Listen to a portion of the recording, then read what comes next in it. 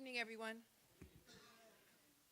I want to thank the Empire State Development Corporation, the Prospect Heights Neighborhood Development Corporation, Brooklyn Speaks, my colleague Assemblymember Mosley, and the many members of the Fort Greene, Clinton Hill, Prospect Heights, Crown Heights communities for allowing me to say a few words and for not forgetting me. It was not long after I was elected to the City Council that I became involved in the development at Atlantic Yards. Some would say the Atlantic Yards project is really part of my legacy and actually made me. But from the beginning, I joined the many community voices in calling for a plan that prioritized affordable housing. What I wanted then and what I want now is more affordable housing to stem the tide of gentrification, which is having an adverse impact on the balance of the racial composition of downtown Brooklyn, something that we all celebrate, I would hope, and something that we all would want to maintain. I joined the many community voices in calling for a plan for affordable housing, sustainable community development, responsible development, and local jobs over office space, an arena, and a commercial strip that alienated existing small business owners.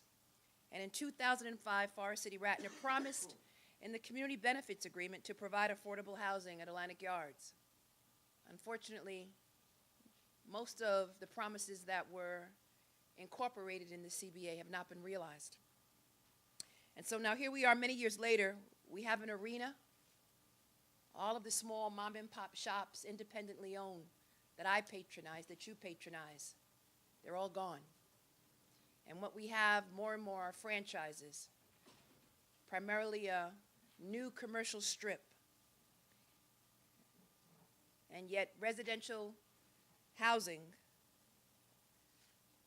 that we desperately need given the crisis in affordable housing, given the fact that tonight 52,000 individuals are going to sleep homeless in our shelters, a third of them children, most of those children who look like me.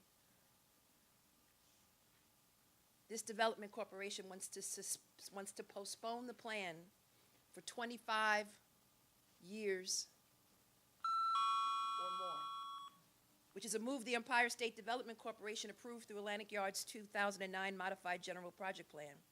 Let me be clear, we are here today because unquestionably, this extended construction would put an unnecessary and unfair strain on the wider community.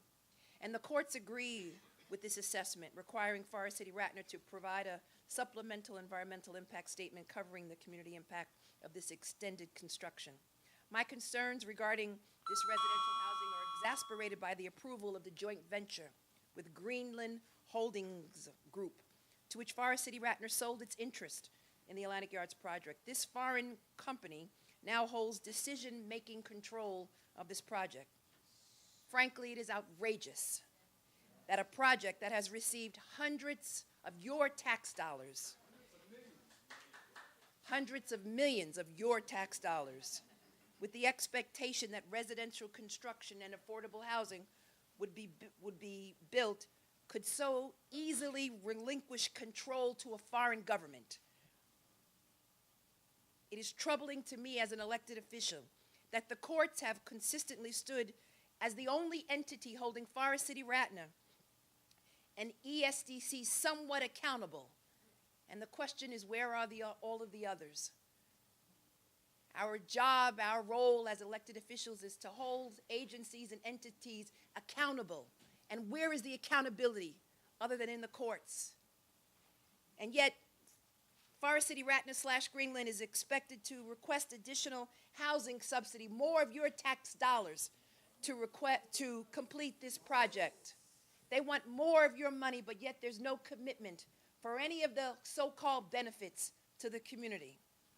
As a community, we ask for what every developing community wants: a voice in the process, a reasonable expectation of public accountability, that your government is responsive to your felt needs for promised public benefits.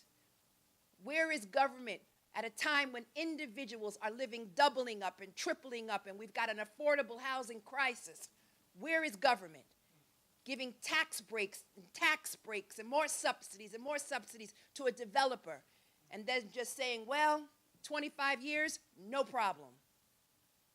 In reviewing the draft Supplemental Environmental Impact Study, I am displeased to see that ESDC has not been able to rectify the ongoing problem of the delayed construction, nor do we have a projected date for the development of certain platform and foundation construction, including the building of the platform needed for vertical development over the Vanderbilt Yard. And let me also add, where is all the employment? Where are all the residents from public housing that they promised?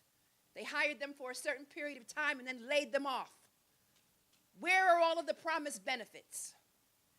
I apologize if I get angry, but this project really is a case study of how not to do development anywhere in this country.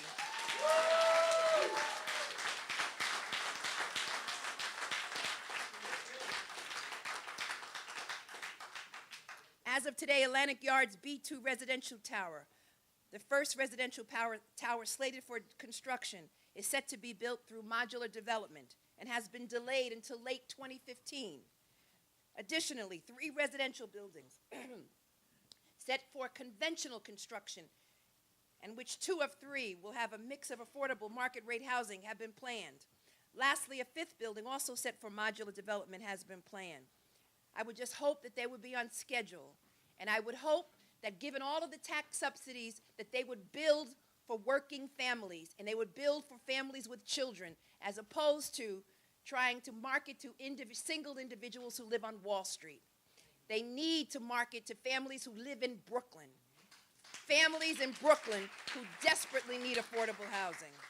Since the time the decision concerning the SEIS was handed down in 2011, FC Far City Ratner has had no legal impediment to completing the building's plan for Phase 1, which would include 300 affordable housing with the additional 1,950 of the 2,250 affordable apartments set for Phase 2. Every day, rent is too damn high in our neighborhood. Every day, rent is increasing in the desirable neighborhoods of Fort Greene, Clinton Hill, and Prospect Heights. Every day, the Office of Public Advocate receives a complaint or more from this district of individuals saying that they've been evicted. Every day, I've got to hold the hand of a grandmother, of a grandfather, of a family member about to be evicted. Every day, we receive complaints about the lack of affordable housing in this very desirable neighborhood. Every day, people call me and say, Tish, what is happening into the diversity in downtown Brooklyn? Every day, someone is calling me and saying, where is the affordable housing in downtown Brooklyn?